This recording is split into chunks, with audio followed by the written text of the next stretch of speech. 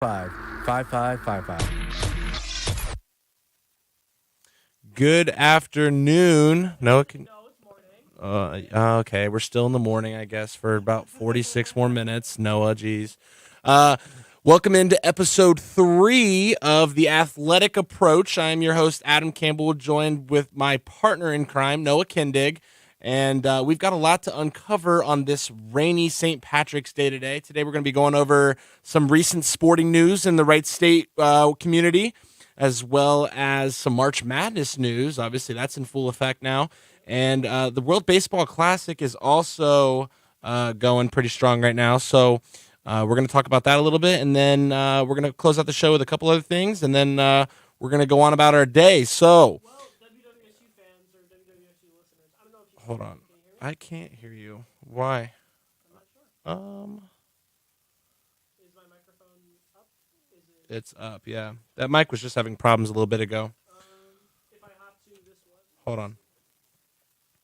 can you hear me on this one at all? Go again? Can you hear me on this one? I can hear you on that one. Cool. So, yeah, You can hear, no. I cannot hear on that one. Yep, so we're going to turn that one off. Just move that camera that you were using right there. Look at this. Adapting on the fly, baby. Look at us go. Look at us, we're crazy. We're killing it. All right. We're Cool, crazy. Yeah. So there's a lot to cover. And for WWSU fans, they'll be stuck with us for a few hours because after this we have to run over to the baseball game and we'll be covering that for the conference opener for Wright State. Yeah. Purdue Fort Wayne. Yeah, So excited. I'm very excited about that. So the series was originally scheduled to be a game on Friday, game on Saturday, game on Sunday. However, due to the predicted weather forecast, they moved Saturday's game to a doubleheader today. So we're gonna have a lot of baseball in store for us this afternoon. And Hopefully, it's already raining outside, so hopefully we don't get any Yeah. cancellations. Fingers crossed. perks of having a turf field, I guess. You Yes, know? hopefully, They might have hopefully. Nick and Alex out there dumping quick dry on the mound. Who knows? So I'd say the biggest sporting news that we have for Wright State this week, it's basketball related, surprisingly. Trey Calvin, our star point guard, has elected to come back and play a 5th year under Coach Nagy. He said loyalty is the first rule of God, and he's coming back. And, you know, in today's age with the transfer portal, you know, you don't really see athletes of that caliber remaining loyal to the teams that they started out with. Yeah, it's a special thing both for a program and an athlete in the days of, NIL and the transfer portal and how things have been going to stick with the team for that long. So absolute hats off to Trey Calvin for deciding to, give it another year at Wright State with, I believe, his last year of eligibility. Correct. If I'm It's not one mistaken. last go. Yep. One last go for him. The same can be said for Amari Davis, who obviously this was only his first season here, but he's also elected to stay another year here at Wright State. So that has to say a lot of things about this team and the way that they've kind of bonded. Even though Amari Davis has only been here a year, he knows for sure he wants to stay, give it another go, and be under that same coaching staff for 2 years. And so super excited to have both these guys back, and Amari Davis and Trey Calvin, 2 final year of eligibility players who will be absolutely big to this lineup. Absolutely. And you just recently wrote an article on Davis's return. Were you the one that interviewed him for that? I wasn't the one that interviewed him for that specifically, but it was after he announced that he would be going for another year. He was in the media room, and he had a lot of questions about, past experiences, why he decided, to give it another go, why he's decided to come back to Wright State here. And it took a while. It was something that I sat on for, probably close to a month and a half, and I wanted to wait until the season was over to give that story its due justice, and I think I did its due justice. Yeah, absolutely. To Amari Davis and Trey Calvin out there, we're super excited to have you back for another season. Thank you guys for sticking around for Wright State, and hopefully you can have some great success next season. You And guys deserve it. They've got a solid foundation. Brandon Knoll, who will be joining our show next Friday. Yeah. They've got a solid core. So this offseason, it's going to be interesting to see how much work they do in the portal to see if maybe they can bring in another guy or two to kind of add to the core talent that they already hold. Yeah, so for me, it's the idea of who are you losing in this starting lineup. And right now, for me, it seems like Amari Davis kind of became more of like a sixth man kind of ending the season. Trey Calvin was obviously that number one point guard. You might be losing, if I'm not mistaken, Tim Finke. Correct. Who I believe still has another year of eligibility, but it hasn't been announced, what he's doing with that yet. So he's probably still kind of deliberating, and he has a lot of time to think about what he wants to do, and I hope for, his sake he makes that right call for him. You have AJ Braun, who will still be around. You have Brandon Knoll, who will still be around, and then that kind of last spot was filled up by either Hugh Bricks or who else was in there? Wellage was in there a couple times. So all these players, it seems like 4 out of 5 of Wright State's starters will be returning, and you'll be returning kind of your 6th man as well. So absolutely. It all kind of depends to see on what Tim Finke will be doing. But for Wright State, you have a great core now, and then with these 2 players coming back, you have some great shooters and you have some great guys that can pop off and score just an ungodly number of points in a game. Yeah, I mean, Trey averaged 20 a game this season. Trey averaged 20 a game, which I believe is number 2 in the Horizon League, only behind Antoine Davis, which let's be fair, that doesn't count. That doesn't count. Absolute menace of a 3-point shooter. So an absolute fantastic shooter. I think 44 was his high in this season. For him, we're super stoked to have him back. Yeah. We're going to stick on the basketball subject here. March Madness is in full effect right now. My bracket's done. It's over. It's gone. Day 1 was a catastrophe for pretty much everybody in the nation. It's gone. Literally less than 1% of brackets are still correct. The amount of people that predicted Virginia to lose was really surprising because I hadn't looked into their opponent as much as I guess I should have now that Virginia lost. But the amount of people that predicted Virginia to lose, maybe it's like because Virginia was a school that lost to UMBC, that 16 seed. That was 5 years ago. Yeah, so maybe people are like, oh, Virginia's going to do it again. Like they're a big seed, they're going to lose it again. It's going to happen again.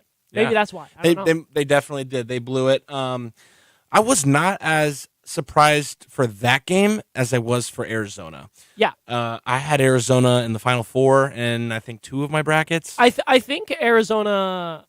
Did I have them in the Final Four? I don't even think I had them in the Final Four for my bracket. But they were like top 8. They were Elite 8. Yeah. But Princeton, a 15 seed, knocking down a 2. I mean, the Ivy League school popping off, I love to see it. Because people look at these Ivy League schools and they're like, oh, these are the smart schools. They can't play on the court. Absolutely. But in my mind, it shows that just because you go to like a smart person school, quote unquote, doesn't mean that these guys aren't athletic on the court as well. Yeah. It doesn't mean that these aren't all-around people that are amazing in the classroom and amazing on the court. So watching that game from Princeton, it was beautiful to see. Yeah, they shocked the world. Yeah. Here in Raider country, we obviously got to see Houston take on the Norse down the road. Uh-huh. I was very surprised at how close that game was. Well, you can kind of treat it as the way that Wright State was when we beat Bryant last year and then made it and faced up against Arizona. Yep. We kept it within like 9 points. I mean, there were some games where like we were 2 or 4 points behind them at some point in the game. Yeah. So, I mean, it seems like a lot of these 1 to 16 seed games, yes, the 1 seed is going to win almost every single time, but a lot of times they're not putting in their best players. They're not putting in like they're letting some of their better players kind of get a rest, and that's where when you look at that like Arizona Princeton game, Arizona for a good portion of that game didn't really have like their best players in, or they weren't like, I guess they weren't running their strategy and going like full on, and that through the game you would see Arizona like the coach like get angry and say like you guys need to wake up right now, like you guys are coasting and I told you not to coast and we're coasting. So that's what can happen with these big seeds is like either they're coasting, and I'm not making an excuse saying these lower tier teams didn't play well. What I'm saying is these lower tier teams played just as good as these big teams, but these big teams, they started coasting. Yeah, they've got more depth, Yes. So they prefer not to use those big name pieces until they absolutely have to. And sometimes that comes way, way too late. Yeah, absolutely. Yeah, it's a very interesting strategic method. As a coach, I mean, it's go big or go home every single game at this point. But at the same time, you have to make sure that your team is healthy, well rested, and ready to keep going down this stretch because this is a gauntlet now. It's the idea from a coaching staff of you have to take things one game at a time, and as soon as you start hearing people tell you like, oh, you're an Elite 8 team, oh, you're a Final Four team, you kind of let the first few games get behind you, and you're like, you get into that mentality of, oh, we already won those games, and that's where something can really, that's where you can really get bit. Yeah. Well, though my bracket is completely busted, I'm so happy. I love it. I love it. Yeah. It's March, baby. So this happy. is what it's about. Yeah. You know, I so mean, it's great. I do want to ask, who do you have winning in your brackets and why?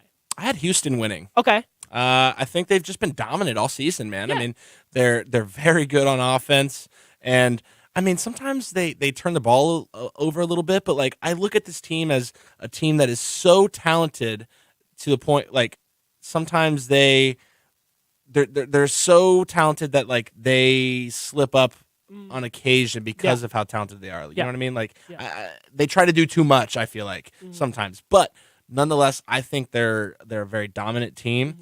I don't think that's a uncommon pick. If I remember right, I think Houston, out of all the brackets, I think Houston was the one that was picked to win the most out of high school. Yeah, I think so. So I don't think you're like alone at all. I made one bracket, and my prediction for who was going to win, I second guess myself all the time, so I just had to pick one and go with it. Are you ready? Mm-hmm. Gonzaga. Hey, I had them in one of mine. Now, Gonzaga is not. I think they're a 3 seed this time around, if I'm not mistaken.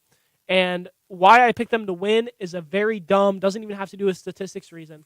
It's that all these teams that get hyped up as the number one, they always fall out. Kind of from that idea that we were talking earlier about, like, they coast, they get in that mentality, like, we're a Final Four team. And sometimes that can really come to bite them. There are some times where that team that's predicted to win does win, but it's a lot more common that the team that goes under the radar, the team that has a solid core, has a solid basketball culture, teams like Gonzaga this time around who people aren't looking at them to win, but they're a great team and they have the ability to win, and there's not that pressure on them to perform at that highest level. Like, yes, Gonzaga is still going to be looked at as you should make it to top 16, top 8, maybe even top 4, but for me, Gonzaga they haven't won it in a while, and for them, they're a great basketball culture school, and now that there's not all these eyes on them to win, I think this might be the time that they actually do it. Yeah, and I think Texas and UCLA kind of go hand in hand with what you were just saying. Yes. I mean, they're 2 seeds, and, not everybody, I mean, UCLA is viewed more as a basketball school than Texas, but I think both those teams have had very dominant seasons as well.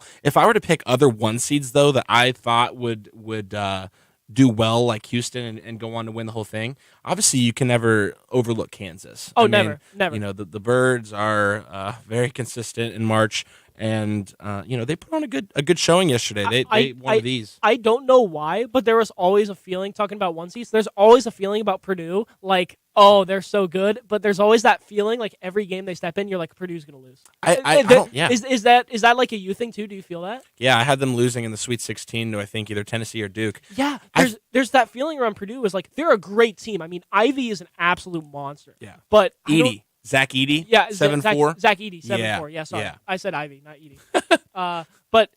But there's always this feeling around the Boilermakers, and I don't know why. Maybe it's just like that they've recently come into prominence as like a basketball school.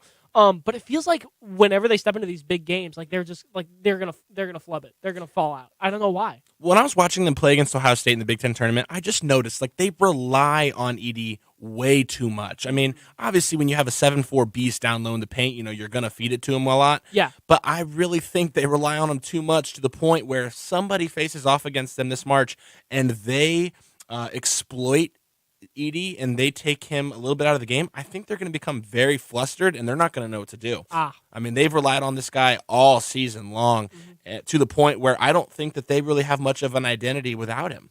So I think it's going to be very interesting to see how teams approach not only him but the team as a whole. And it is interesting to see because the Big Ten, they have some great schools. Yeah. Northwestern is actually one that I have, I think, making the Elite Eight in my bracket, just because I think I think they're an 11 seed if I'm not mistaken, but I think they're being slept on. Like I think they're third in the Big Ten coming out into the tournament, and they look really good. But like Purdue is this team where they don't come from like a very great conference, and they haven't had a lot of ranked play. So I think when they step into those matchups, like we talked about Duke, Tennessee, I think these schools that have a lot more experience of dealing with something like that, where you have one player that's the weapon. I think teams that have more experience in this game, teams that have because you're running against this gauntlet of high-level teams. I think one of these teams is going to pick them off. I'm not sure which one it is, though. Yeah, it's going to be a fun tournament, and obviously, as the tournament continues to go on our show here, we'll continue to highlight it. Yeah. I mean, it's one of the greatest sports months of the year. Oh, absolutely. I mean, you've got basketball in full swing. NBA playoffs are fast approaching. Baseball is now starting up, which that's what we're sliding into next year. Mm-hmm. But March is where it's at in terms of sports. In terms of the college atmosphere for sports, I mean, the NBA is great. The NBA playoffs are great, but there's nothing like March Madness of I agree. 64 teams, some of which you've never even heard of, stepping in and having a great time. I mean, Princeton already with the upset, Furman already with the upset. I'm still waiting on results. I don't know. Has Oral Roberts played yet? Yeah, Oral Roberts played Duke, and Duke beat them 74-51. Dang it! So I was rooting for Oral Roberts. Yeah, I mean, they went 30-5 in the regular season. I mean, they're a good team. Yeah, I was rooting for them, but Duke is a basketball school. So we're gonna transition here. We got to make this a little quicker because we obviously have to call the game. We got to call some baseball, baby. The World Baseball Classic is in full swing right now as well, and it's very interesting to me, right? Like, this is one of the, I don't know, I think a lot of players view this tournament as the pinnacle of baseball. Which is weird because, so for me, as like a guy who kind of watches baseball, I didn't even know this was happening until I saw it like cross my timeline on social media. And when it was, I'm like, I'm so glad this is happening. This is so cool. It's great. This is so cool. And there's so many players from other countries, like Yadier Molina, for instance. He said in years past that he would much rather win the World Baseball Classic than to win a World Series. Which I think for us that are in America, that's a little confusing because like baseball is everywhere. I think for people that are in these other countries that maybe baseball isn't everywhere, but baseball is always like America is the place to play baseball. If you win it for your country, I mean, the baseball status in the country is already huge, but if you win it for your country, you are creating a culture of baseball in your country. Like, there's so many teams with so many talent and like with so much talent, and a lot of these players don't play in within the states in the MLB. Mm-hmm. So it's very interesting to see how baseball is approached in different countries like Japan or Korea or Puerto Rico or the Dominican or Cuba. Like, these countries pour their heart and soul into the game. I saw a video the other day, like, these kids in Japan are practicing 8 to 10 hours a day after school. Yeah. And it's their life. It's insane. This is called the World Baseball Classic. Is it being played all around the world? Because I saw a game in Tokyo where Ohtani was throwing 102 fastball in Tokyo. Has he ever thrown a 102 ever? I don't know about 102. He played last night, actually, though. He pitched. They won, I believe, 9-3. Yeah, I think I saw that match. Ohtani, like, there were MLB people looking at this game, and it's like, Ohtani can throw a 102 fastball? Because it's that idea of, like, they're really showing their stuff in a way that they never have in the MLB, where Ohtani is throwing this 102 fastball that, like, yes, his fastball was great. People didn't know he had 102 in him. No. Are you kidding? No. And he bunted yesterday. He got an infield bunt single. It's dude could do it all. Yeah, dude can do it all. So not only for the World Baseball Classic, but also for the World Cup. Like, I think we have seen in the past year that Japanese fans are just like on another level. They're crazy. Like, it's just been crazy to see the emergence. I think there was a stat that I saw for the World Baseball Classic, 43% of TVs in Japan were watching Ohtani and Japan in that game. I saw a very interesting video, like the amount of people watching Japan's exhibition game, where Ohtani hit I think he hit 2 home runs. The game didn't even count.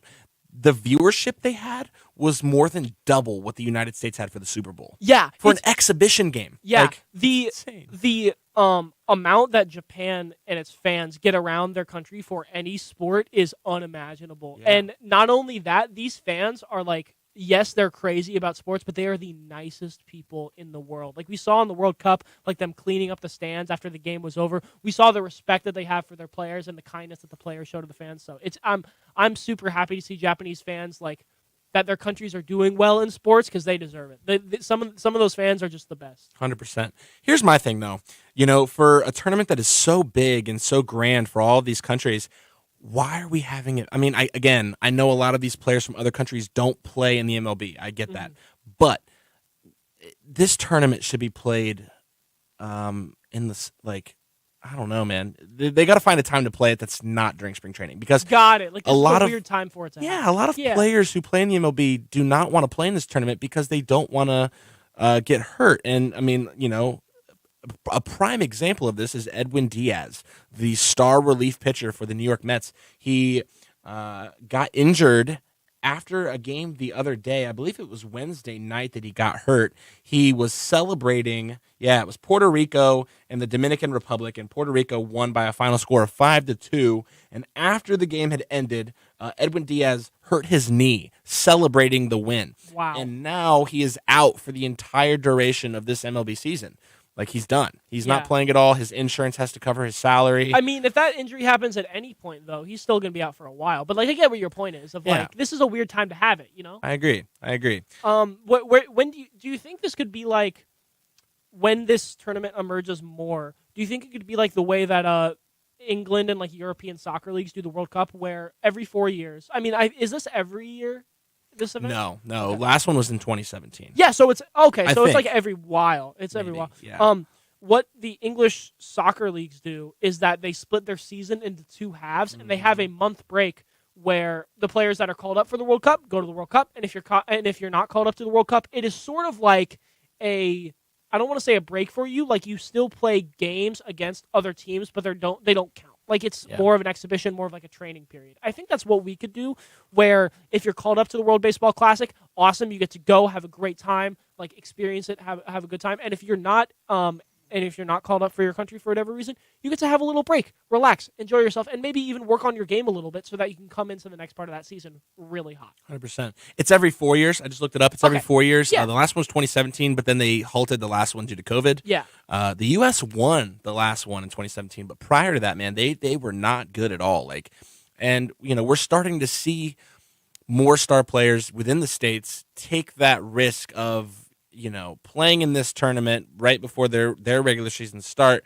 But I mean, like, now, I would argue that the United States has the most power-loaded offense in this tournament. I mean, the amount of pop they have in these bats is insane. Yeah. I don't know if you watched the game the other night, man, but Which one?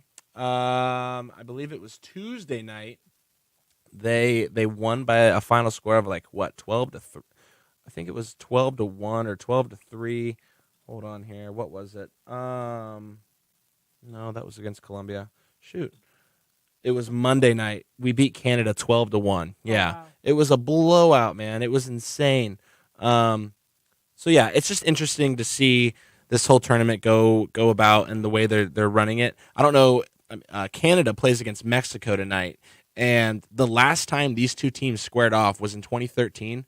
And they had a huge benches clearing brawl. Like, oh, wow. Huge. This guy threw at a batter 2 pitches in a row. The umpire warns both dugouts after the 2 pitches, and then immediately following the warning on the 3rd pitch, he plunked him right in the back. Wow. And both teams were just absolutely going at each other's throats and throwing haymakers, and it was absolutely ridiculous. Well, the United States, as of today, is playing tomorrow. So Saturday, March 18th, we're playing Venezuela at 7 p.m., which is kind of a sleeper team. Like, I agree. I think they have a lot of danger. Like, their pitching staff, I think, not all of them are in the MLB, but some of them are. And even these ones that aren't in the MLB, they're sneaky. Like, some of this pitching staff has a lot of great talent on it.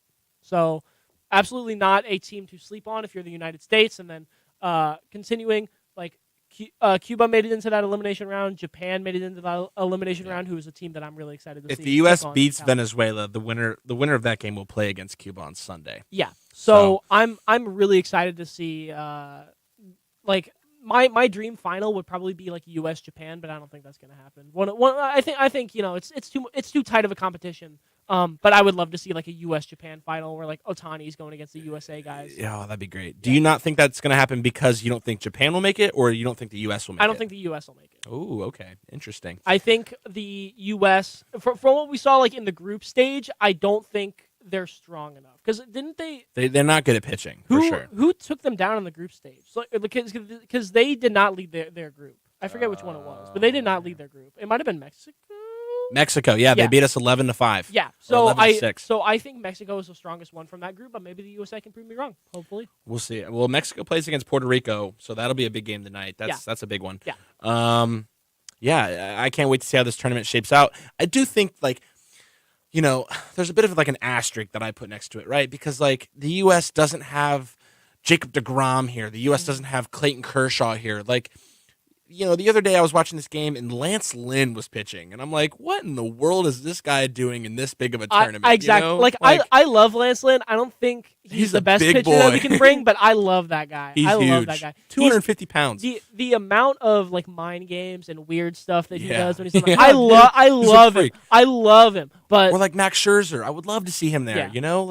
There's just so much more talent that we have that we're not showing, and it's because these players don't think that this tournament is that important to them because of their upcoming MLB season. Yes, so, it's the idea of there's not for them it's not worth it to play in this, risking an injury and their season getting cut off. Yeah. And for these other people who know that for these other countries who playing in this could really improve, like if they win, it could really improve the idea of baseball in their country. Sure. Or for players like Japan, who the entire country just rallies around this tournament and loves to watch it. Yeah. It's a lot more worth it for them. But for the U.S., there's not really it's kind of like the same with the NBA Olympic team now, where there's not really a lot of drive around it for these USA athletes to participate in it because it's not worth it for them. Yeah. And that's not a dig against them. That's saying, like, we need to make it worth it for them to play in this, whether it's fans rallying around them or whether it's offering them more money to play for this, or offering them making it at a time where it's not going to impact their season if something bad happens. Yeah, in countries like Japan, like they don't have many crazy big time leagues to follow other than this tournament. So this is it. This is the granddaddy of it all. This is what they prepare for. Yeah. So it's very cool to see these different countries and their mentalities towards the game clashing against one another.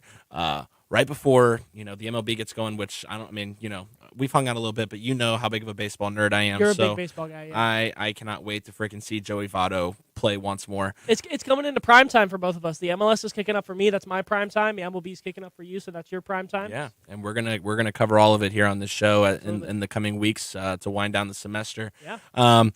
So yeah, we're about to head over to Nischwitz. Wright State hosting their first home series against a conference opponent. Any series against conference opponent, excuse me. We're going to host Purdue Fort Wayne for 3 games. The Raiders have won 3 consecutive games at home where they took down Army in the final 2 games of that series, and then they beat Toledo in a 1-game clash this past Wednesday by a final score of 6-2. So we're going to see if the Raider gang still has the pop in those bats as the St. Paddy's Day weekend has approached us. A little bit of bad weather, so hopefully everybody stays healthy out there tonight. And we don't see any injuries or anything like that. But I want to see this team continue their dominance. And if I picked out any flaws right now in this baseball team, it's just their bullpen right now. I mean, I think starting pitching is doing good. The bullpen is just starting out a little slow, but I really think they're going to come around. If the pitching looks like it did when they played Toledo, I don't think they'll have any problem with this game. Yeah. The talent that they had and the way that they mixed up batters with their constantly changing their pitching staff. They might not have 7 pitchers take the mound. Sure, but yeah, I'm excited for. Yeah, Coach Sogard is very, very smart when it comes to who he's putting on the mound. Yeah. So with that, we are going to wrap this up. If you're listening, everybody stay safe tonight. It's St. Patrick's Day. Everybody go have a great time, but be smart doing it. And yeah, we'll see you here next Friday.